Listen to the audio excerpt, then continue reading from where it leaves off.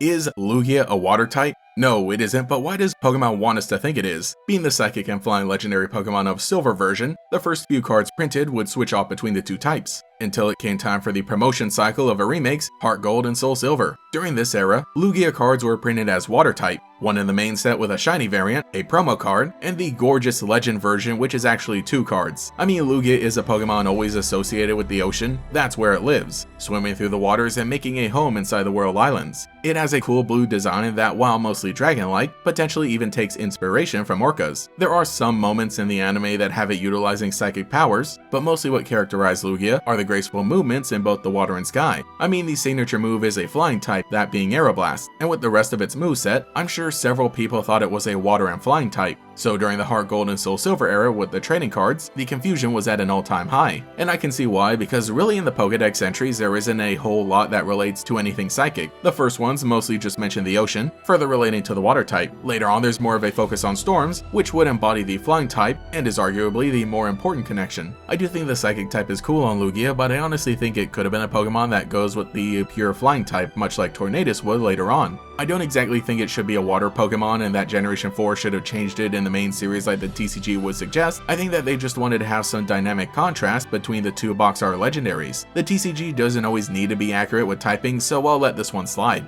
I think that Lugia represents the ocean winds most of all and happens to sleep underwater while possessing powerful mystical abilities. And that is more or less the image that they've leaned into recently, to the point that there are basically no modern Lugia cards that are psychic, they're all colorless, which, when you print them with blue water and effects, almost become indistinguishable from water types. But let me know what you think in the comments. Have you ever been confused about this card, and do you think there should be any changes? Maybe we're all just looking at things too simply. Oh yeah, this thing is totally a water Pokemon because it has blue. Shadow Lugia? Now that's a psychic type.